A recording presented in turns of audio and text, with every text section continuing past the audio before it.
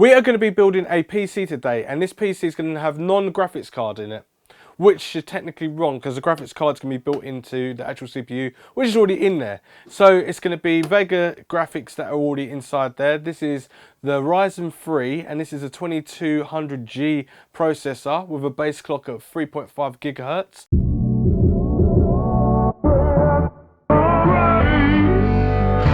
This video is brought to you by ASUS. This is the Helios 500 gaming laptop in the Predator range. This laptop has a GTX 1070 graphics card, has 16GB of RAM, NVMe, RGB chiplet keys, and also a Core i7 CPU.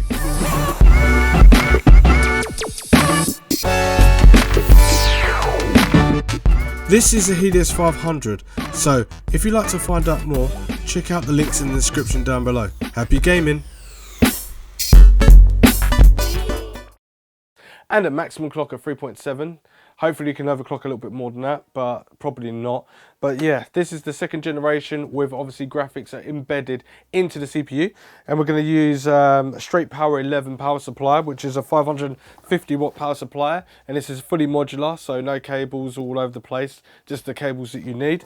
And if it had cables that are connected, you have the graphics card cables obviously installed. We don't really want that. We're using a cheap ASUS Prime A320MK motherboard, so we're going to have the CPU in the socket and everything like that, and this should be able to support this for onboard graphics on the back. And I'm sure I did check it before I got it. So we've got HDMI port and a VGA port on the back there, so no display port, but it does have USB 3.1 gen supports as well, and every other things that I need on there, and obviously for DDR4. The memory that I'm going to be using is Ballistix memory RAM, which is somewhere about, but it's some RGB RAM. And I just thought, would it actually work in the motherboard without having RGB in it? It never really crossed my mind, because normally I put RGB memory into an RGB motherboard. So I don't know if it will work or not. If it doesn't, then it doesn't. If it does, then it does. And if it doesn't, then down the line, you can swap this motherboard out and buy a graphics card and a new motherboard and make sure it has RGB in it. But it's not about that, it's just about having a bit of performance to go, and what's kind of like sort of the cheapest way with having onboard graphics and CPU. Also got a crucial SSD, 480GB, and this has reads about 500, 510, and writes about 490 megabytes per second, so it's not too bad. So one of those drives. And the good thing about this as well is that we've got an AMD cooler, one of my favourite coolers ever. And because the CPU is not going to be running too hot, and we can overclock a little bit if we really want to. Oh no, it's not even the right one. Oh damn. Well, anyway, I do have another cooler, and it has the RGB thing in it. It doesn't matter anyway. Who cares? It's not even an RGB motherboard. So basically, it's going to look like a bland computer. But who cares? Because we're going to just build a computer, and we're going to check it. We're going to connect it up to a monitor, and we're going to put Fortnite on there, just because we're going to run something really quickly, just to see what it's like with the gaming. If the gaming experience is quite good from this CPU, because I normally do Intel ones, but I thought I'd just try a Ryzen one and see what it's like with Vega 56. Is it Vega 56 graphics? It's Radeon Vega graphics, it doesn't say. So it might be a little bit of a low-end version, because obviously it's a low-end CPU. But let's give it a go anyway. So let's just put it together. So first off, I'm going to get the motherboard out after talking for about a couple of hours. Get that out, and yeah, this has a retention bracket as well.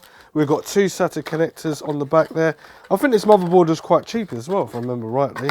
But I'll leave all the links in the description down below so you can check it out. A little disc if you need it.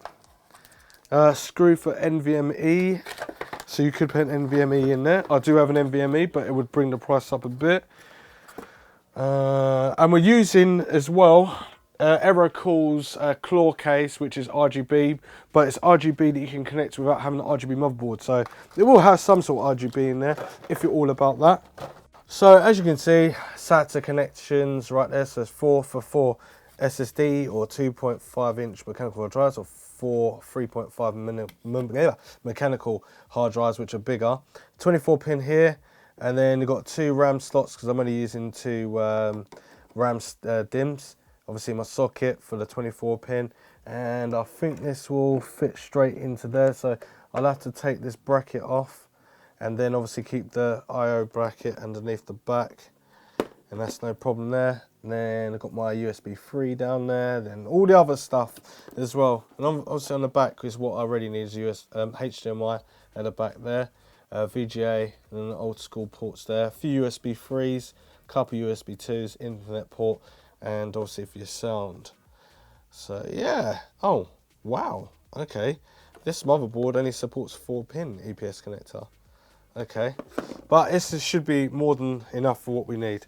So the good thing about it, I don't need to worry about thermal grease at the moment because I've got thermal grease, but there's thermal grease compound underneath the CPU cooler, which is more than sufficient enough to do a little bit overclocking with this, get a slight bit more performance. So yeah, I just got to find the RAM sticks and then we'll go. Right, so now we've got the motherboard all set up and everything like that, and then we've got the SSD, and then we've got the I/O bracket to go into the actual case. We have got the memory. I didn't find it, but someone did, and I'm very, very grateful that they found it. Anyway, so this is the memory, and this is DDR4. I don't even know what this is even clocked at, but this is by Ballistix, by Crucial, and I need to get it out. And we want to put this in. These don't go down, so we'll put it in like this way around. Slot. In fact, yeah, before we even put the memory in, what am I thinking? You know what goes in first? The damn CPU. Let's get the memory out while I still can.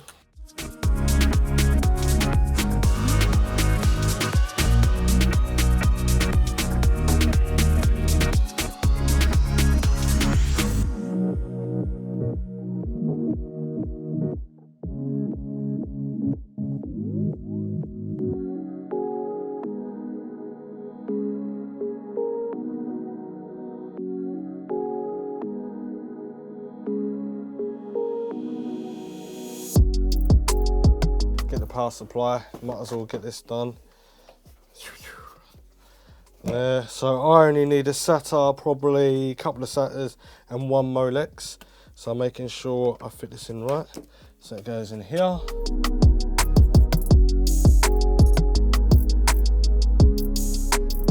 So now we're going to use everyone's little favourite case at the moment. This is the Aerocool Klaw case with the RGB striking at the front to give it that aggressive animal look. And then I'm going to put the motherboard in there.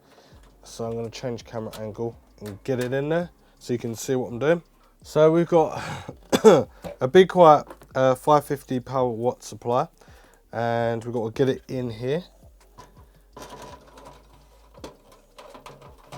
And it seems to be getting caught on this cable here, which is really annoying. So I wonder if I'm not going to try and do that. I'm going to have to try and do it a different way to get it in there, because as you can see the cables are quite flat on there, so I'll have to figure out a way to get that power supply in. And underneath, you guys are probably thinking at home right now, get a screwdriver and unscrew these, but it's pop riveted in. I'm guessing this is to secure the case together.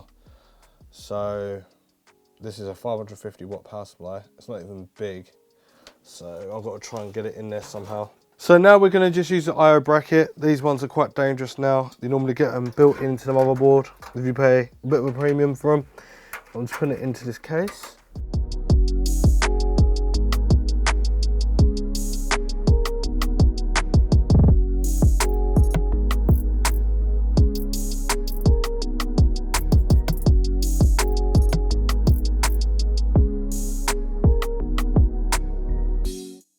Right, so with this motherboard, with this case, I'm going to probably have to, I don't know, I might be able to get through there. Yes.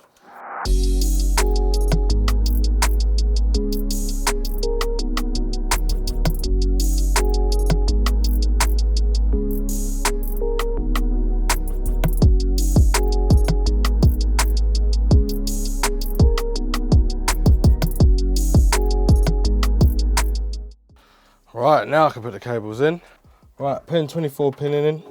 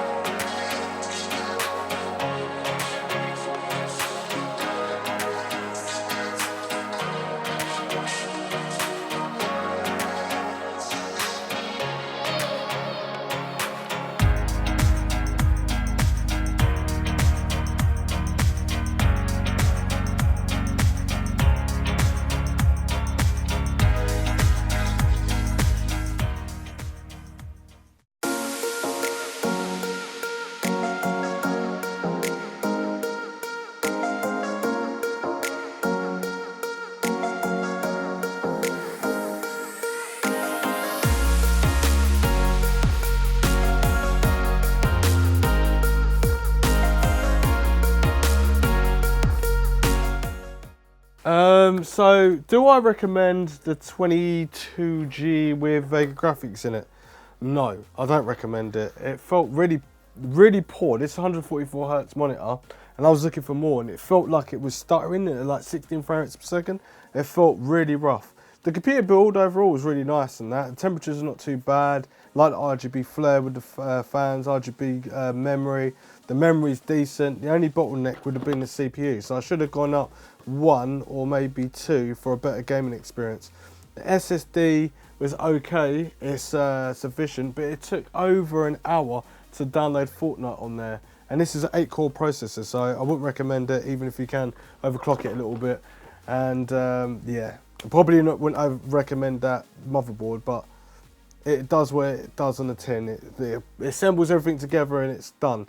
But anyway, yeah, that's what I would do. If you want any products in the link in the description down below, then definitely go and check them out. But yeah, what I would recommend it, iTunes. I would recommend it for iTunes, so you can play your music, stream and all that sort of stuff, and watch videos, 4K videos, all that sort of stuff. Anything else like gaming, nah. Anyway, subscribe, share, like, follow me on all social media platforms, and I'll see you next one. Thanks for watching.